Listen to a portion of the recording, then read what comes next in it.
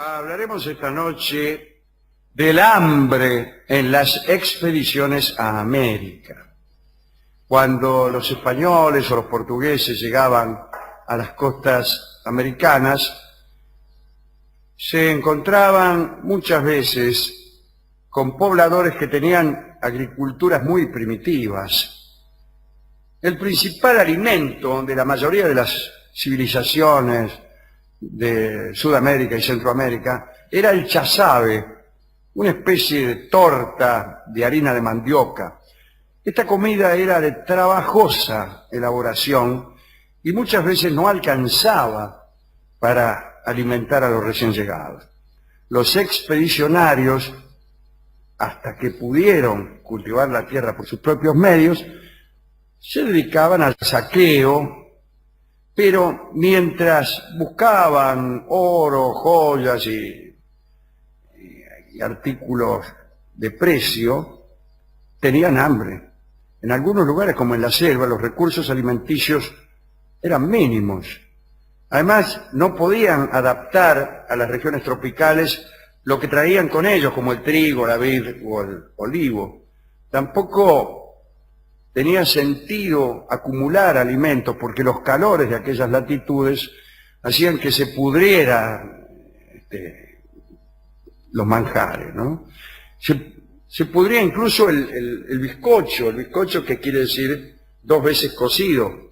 Era un pan que soportaba mejor las inclemencias del clima, era un pan hecho para las navegaciones. Incluso la carne salada también se pudría. Antes, situaciones así, había que vencer cualquier repugnancia, ¿no? Porque te tenías que comer un bicho, raíces, algunos rascaban frenéticamente la tierra en busca de algo que comer. Cuenta Ulrico Schmidl que los conquistadores devoraban plantas sin saber si eran venenosas y que muchos terminaban retorciéndose y cayendo al suelo sin sentido. Cuando encontraban alguna población solidaria, se producían entonces hartazgos alimenticios, que también eran peligrosos. Germán Arciniegas cuenta que los hombres se inflaban literalmente. Germán Arciniegas es un caso distinto al de Ulrico Schmidl. Germán Arciniegas es un genial escritor casi contemporáneo, mientras que Ulrico Schmidl es un cronista que estaba ahí. Claro. O sea, era él el que tenía hambre, ¿no? Bien, Arciniegas dice que los hombres se inflaban y se desinflaban tan violentamente que la debilidad posterior al hartazgo era mayor todavía que la anterior. Miembros de la expedición de Hernando de Soto, aquel que dio su nombre a uno de los automóviles de la fábrica Chrysler, los de Soto. Sí. Y que fue el descubridor del Mississippi, yo creo. Bueno, miembros de su expedición se peleaban por la posesión de lenguas y sesos de caballo. Se me hace agua la boca. Y caballos incluso que llevaban mucho tiempo muertos. La sangre de los caballos también podía ser un buen recurso, ¿no? Los hombres de Gonzalo Pizarro, que quedaron en tierra cuando Orellana se aventuró por el Amazonas, amenguaban el hambre sangrando a los caballos una vez a la semana.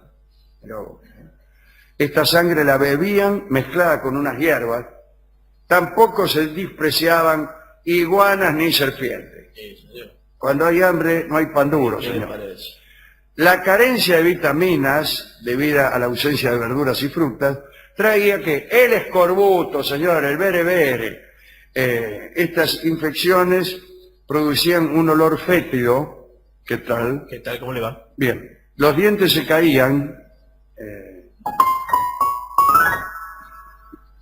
¿Qué dientes pequeños? Y en una segunda fase, el mal se propagaba a los miembros y las piernas se ponían negras. Mirá cómo se me puso negra la pierna. Otro problema era la sed. A Álvar Núñez Cabeza de Vaca y sus hombres, cuando se lanzaron una vez al mar en barcas improvisadas, bueno, en aquel famoso naufragio de la expedición, ahora les voy a decir cómo se llamaba el tipo, se les pudrió el agua que habían puesto en unas botas que habían fabricado desollando las patas de los caballos. Bueno, y después de 5 días sin probar una gota de agua, algunos tomaron agua salada y todos murieron sin excepción. Mejor dicho, hay una excepción, que es el propio Álvar Núñez Cabeza de Vaca, que fue el que escribió un libro que se llamó como Naufragio. Bueno, en aquellas situaciones de hambre se produjeron también casos de antropofagia. Uno es el que cuentan algunos cronistas con motivo de la más tremenda hambruna que se desató en la Buenos Aires de Pedro de Mendoza. Dice el propio Schmidl, que fue testigo de ese suceso, dijo, cito a Schmidl: la gente no tenía nada que comer. Era tanta la miseria y el hambre que no había serpiente, rata u otro bichejo inmundo para aplacarlo. No quedaron ni zapatos. Todo se comía. Lo único que se guardaba eran los caballos. Parecía un actor argentino, Rico Smith. Sucedió luego que 3 españoles robaron un caballo y se lo comieron. Fueron atrapados y bajo tormento confesaron la falta. Los ahorcaron. Pero aquella misma noche otros españoles se juntaron y fueron al cadalso donde estaban los cuerpos y se los comieron. También fueron ajusticiados, pero esta vez se procuró esconder mejor los cadáveres. Diego González Baitos, soldado de la expedición de Pedro de Mendoza, se comió a su hermano durante el asedio indígena en julio de 1536. Otro que la pasó mal fue Álvaro de Aguilar, que en 1513 se dirigía de Santo Domingo a no sé dónde y su nave encalló.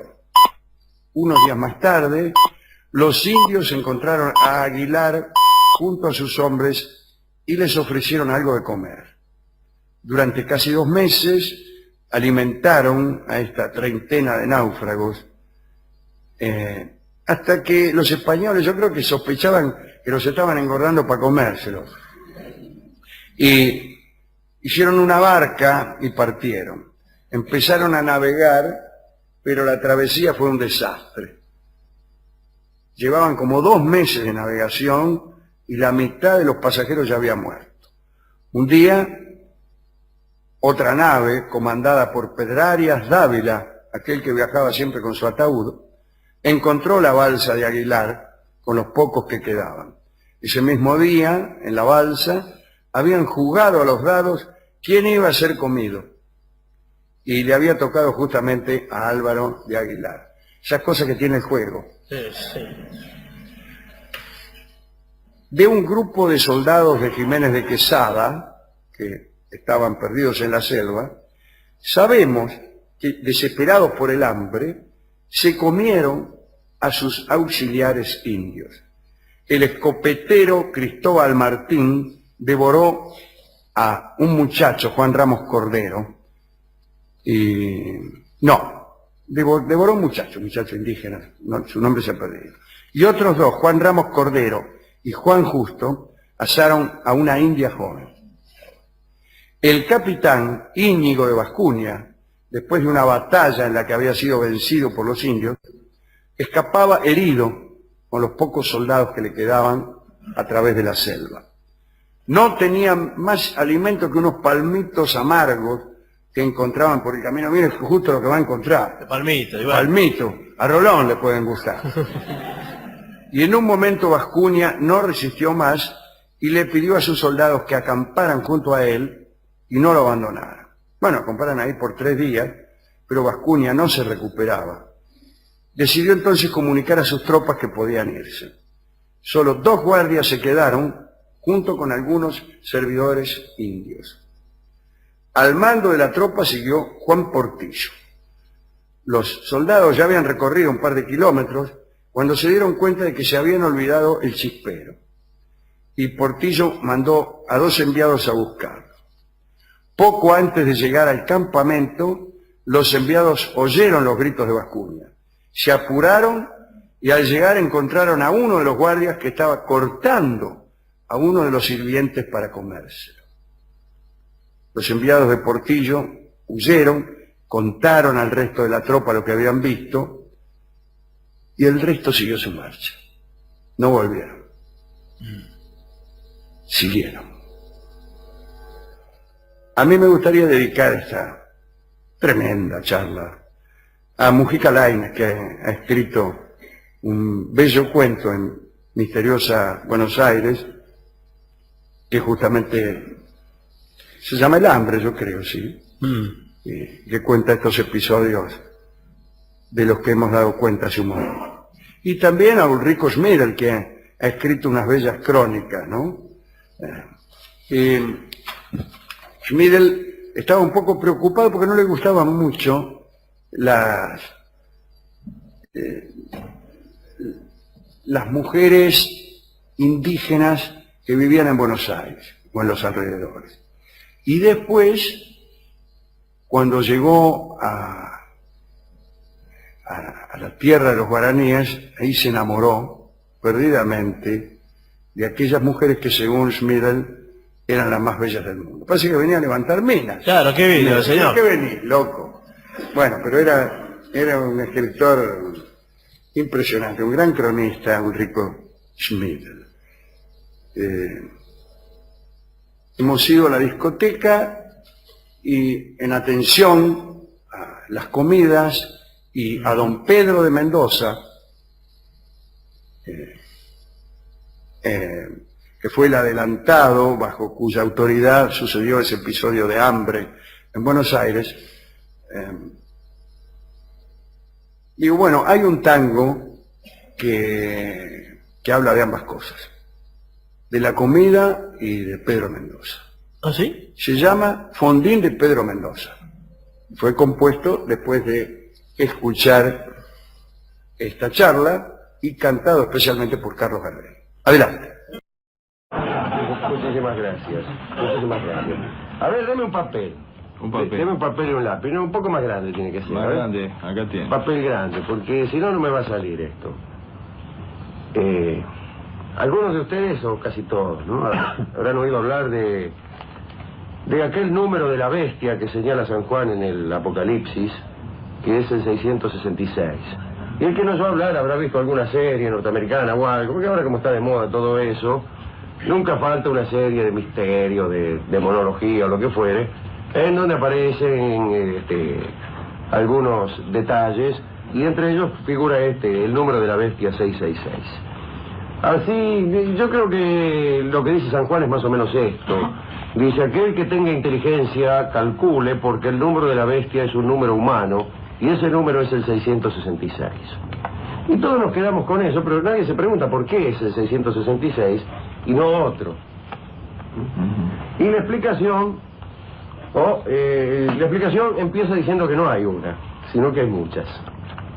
Pero podemos partir del hecho según el cual, tanto en hebreo como en latín, pero y en otros idiomas y alfabetos, cada letra corresponde a una cifra. Por ejemplo, los números romanos están hechos con letras. En hebreo también. Hubo algunas interpretaciones anteriores, pero la que tiene más crédito es una según la cual el número 666 significa Nerón Caesar, el anticristo, porque la bestia era también el anticristo. Y en tal caso, suponían aquellos cristianos primigenios que el anticristo era precisamente Nerón. Y escrito en hebreo, idioma en el cual las vocales no se escriben, Nerón se escribe más o menos así: una N, que es Nun, una R, que es Resh, una B, que la va de O, más o menos, que es Bab, y otra vez una N, Nerón, tiene acá, N-R-B-N, Nun, Resh, Bab, N, Nun. Y Caesar, con Cop, o sea, una CAC, Cop, Samech, S, y otra vez Resh. Estamos. Vamos a sumar, porque cada una de estas letras tiene, lápiz y papel, por favor, los amigos aficionados, que hay algunos que escuchan. Sí, sí. Espere que ahí van a... Ahí va Rodrigo de Almagro, Adrián de San Cristóbal, que son esos. Julián de la Boca. Me gustan estas cosas. No, Julián de la Boca No. Num, la N, valía 50. Res valía 200. ¿Seguro? Sí, seguro. Bab valía 6. Sí, no. Num otra vez habíamos dicho que valía 50. Cobb valía... ¿Cuánto valía Cobb? No invente.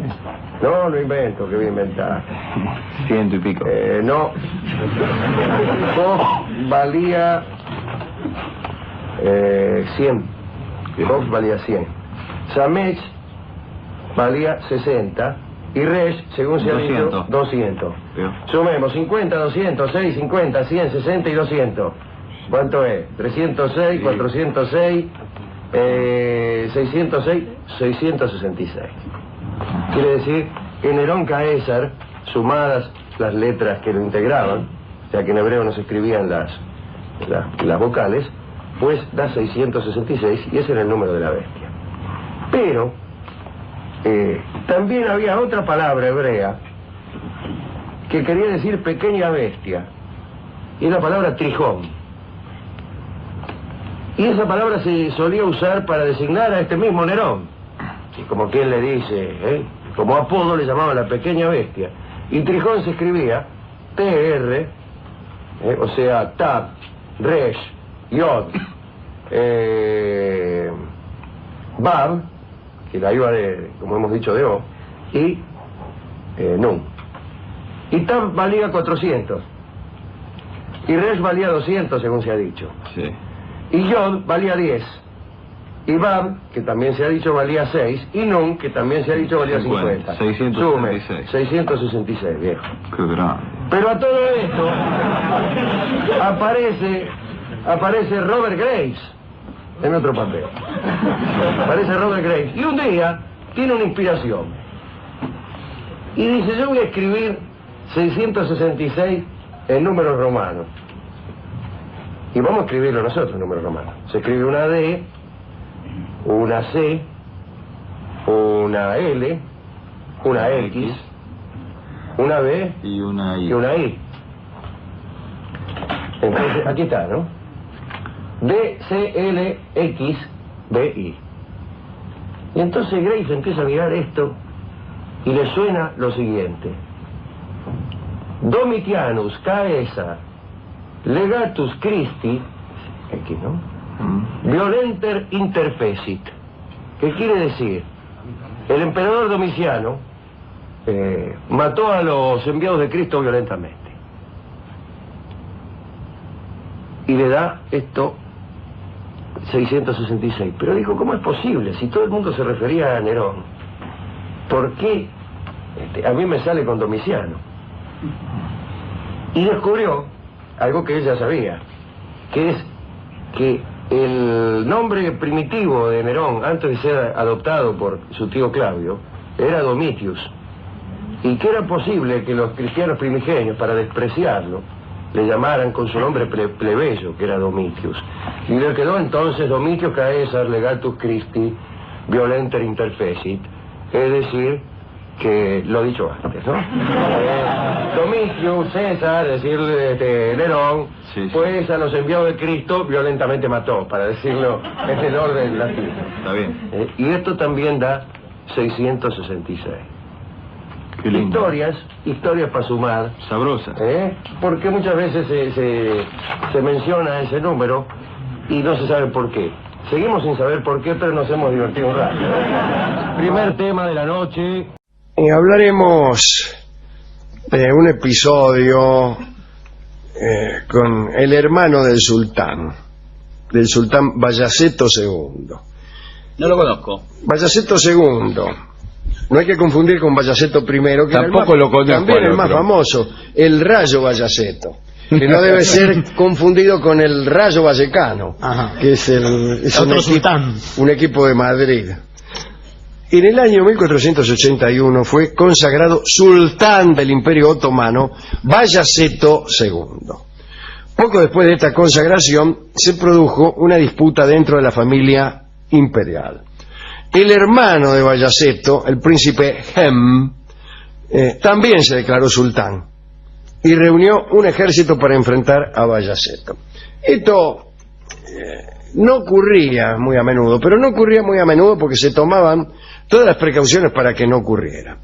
Una de esas precauciones era encarcelar a todos los hermanos del sultán sobreviviente en un palacio o jaula muy bien puesta, lo que vos quieras, pero donde eran retenidos todos los hermanos hasta que el tipo se muriera, para que no conspiraran. En este caso no lo encanaron a Hem y inmediatamente apareció la disputa. Pero cada uno se proclamaba sultán. En realidad lo declararon a Bayaceto, era hereditario esto, pero resulta que el sultán tenía derecho a designar a su sucesor, a elegir cuál de los hijos era el sucesor.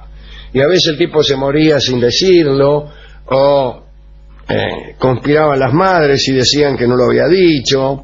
En fin, había muchos casos en que había una duda, y cuando había una duda a veces aparecía también la confrontación.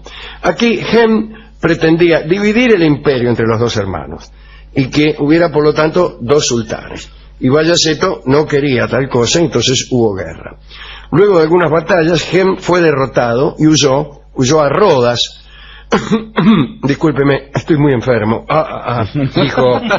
dijo Bayaceto. Huyó a Rodas, donde le dieron refugio los caballeros de San Juan que estaban allí. Aunque Hem había sido alejado, Bayaceto seguía teniendo miedo de que su hermano regresara a jorobar.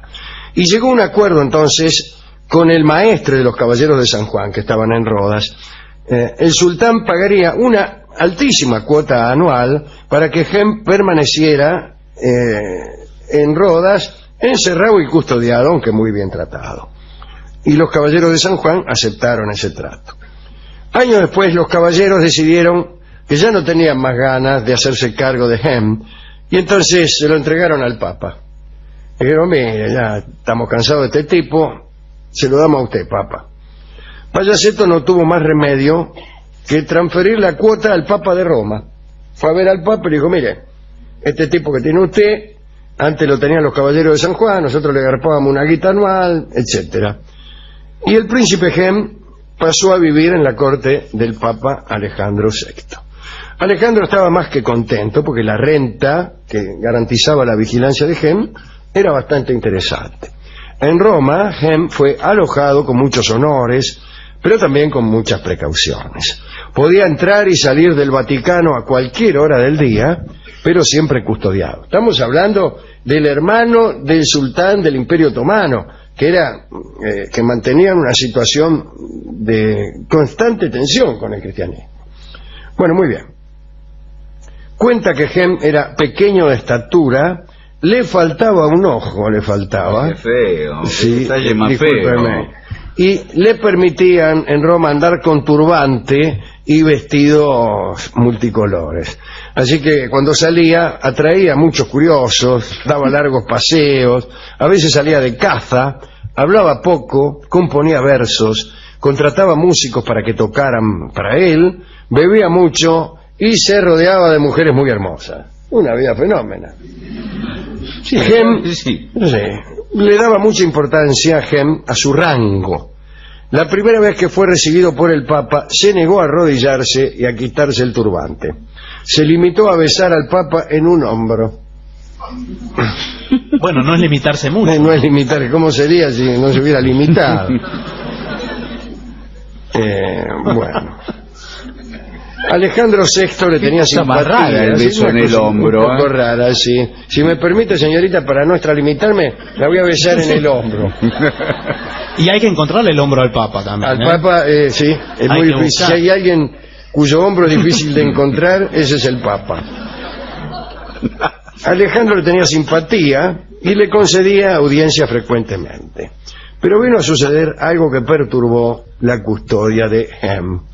En 1494 apareció en Italia el rey de Francia, Carlos VIII, de quien hablamos el otro día. Carlos avanzaba hacia Oriente, con intención de ganar territorio, desde luego, ¿no? Y explicó en un manifiesto que el objetivo de la expedición era despojar al imperio turco y liberar los santos lugares, como una cruzada. Uno de los planes de Carlos VIII era pasar por Roma, hacerse de Gem, el príncipe, y usarlo luego de derrocar a Bayaceto, colocándolo como sultán del Imperio Otomano. Y a cambio de eso, Gem juraría lealtad a Francia. Un plan perfecto. El Papa, abrumado por las fuerzas francesas que llegaron a Roma, tuvo que entregar al príncipe. Muy bien. Aunque se suponía que el Papa debía ponerse contento con la llegada de este nuevo cruzado, que era Carlos VIII, lo cierto es que estaba muy amargado. Además, con la entrega de Gem, Roma se quedaba ligada a una traición ante un imperio tan poderoso como era el Imperio Otomano. Era un lío aquello. Y entonces el Papa le escribió al sultán Bayaceto II y lo puso al tanto. Digo, mire Bayaceto, aquí vino el rey Carlos de Francia, me dijo que se lo llevó a su hermano. Y tiene estos y aquellos planes. El sultán, enterado del posible avance de Carlos VIII, prometió al Papa una enorme suma de dinero si hacía morir a su hermano Gem. El Papa no aceptó. Era lo que debía hacerse para interferir en los planes del rey de Francia. Pero Carlos VIII llegó a Roma, fue recibido con honores, con misas, indulgencias, y le entregaron al príncipe Gem. El 28 de enero de 1495 las tropas francesas salieron de Roma rumbo a Nápoles con el príncipe Gem junto a Carlos. Cuando entraron en Capua, Gem apenas si podía mantenerse sobre el caballo. Estaba medio enfermo. Padecía violentos dolores de cabeza. Me duele el marote, decía. En los días siguientes la dolencia se agravó y el hermano de Bayaceto llegó a Nápoles moribundo. Finalmente murió el 25 de febrero a los 30 años de edad. Y entonces empezó a hablar de veneno. Y especialmente se empezó a hablar de veneno porque el Papa Alejandro VI pertenecía a la familia Borgia. Alejandro Borgia. Así que el historiador veneciano Mariano Zainudo ha dicho que el cuerpo de Gem presentaba señales inequívocas de muerte por veneno. Parece que en Roma, ya cuando le entregaron al rey Carlos, al príncipe, le entregaron un príncipe envenenado. Los enemigos de Alejandro VI recuerdan que en cartas dirigidas al Papa y capturadas oportunamente, el sultán Bayaceto había ofrecido 300.000 ducados de oro por la eliminación de Gem. Los propios turcos creían en ese envenenamiento. Hay un cronista que dijo que un barbero había inoculado el veneno con una hoja de afeitar. El historiador italiano Paolo Giove dijo que el Papa, por odio al rey de Francia y para cobrar la recompensa, había hecho mezclar un polvo mortal, lindo nombre, con el azúcar que Gem ponía en sus bebidas. El caso es que Carlos VIII, aunque sospechaba la verdad, no quería romper relaciones con el Papa y prefirió decir que Gem había muerto por unas fiebres. Entonces la expedición francesa a Estambul quedó trunca. Igual hubiera quedado trunca, porque al entrar en Nápoles, la tropa francesa quedó prácticamente destruida por la sífilis, como hemos contado. Se la agarraron prácticamente todo. Carlos hizo embalsamar el cuerpo del príncipe y lo depositó en el castillo de Gaeta. Los restos fueron transportados recién 4 años más tarde hacia Anatolia junto con algunas de sus propiedades íntimas. Gem era dueño de algunos objetos muy extraños. Tenía una copa encantada que no se vaciaba nunca y un mono que jugaba al ajedrez. ¿En serio? ¿Con criterio ajedrecístico? No. Bayaceto pidió que el cuerpo de su hermano y rival fuera enterrado en Bursa, un lugar que no correspondía a la familia imperial. Cuando algunos hombres estaban excavando la tumba, se escuchó un trueno y salieron todos rajando, imagínense. Se creyó que era una amenaza divina, por lo que ninguna persona podía seguir excavando allí. Yo cada vez que estoy excavando, por ejemplo, para enterrar... se muere de un infarto. Para enterrar al hermano del sultán otomano, en un lugar inadecuado para su rango, y suena un trueno, yo inmediatamente abandono la tarea a la gran carrera, porque capto que se trata de una amenaza divina. Bueno, Bayaceto se enteró de este inconveniente y no quiso contravenir la advertencia meteorológica y ordenó que los restos de Gem fueran guardados con honores en una mezquita junto con su abuelo Murat II. Esa es toda la historia de este príncipe tuerto, el príncipe Gem, que salió de Roma en perfecto estado de salud y que durante el camino se fue poniendo fulero hasta que crepó redondamente. Hemos ido a la discoteca. No hay temas de esto. No hay temas de esto, pero se lo hizo contar 20 veces. Como lo vieron partir, Sí, es en buen estado, pusieron me dio el discotecario el vals Te vi partir. Es apropiado. Que es un vals, además muy bonito, que canta Hugo del Carril, y que fuera compuesto por Fidel Pintos. Así Es que verdad. vamos Es a verdad. oír este vals que alguna vez lo hemos oído aquí. Muy bonito. Y fue compuesto por Fidel Pintos pensando, desde luego, en el hermano de Bayaceto. No creo. El príncipe Gem. No creo. Yo sí, no sé.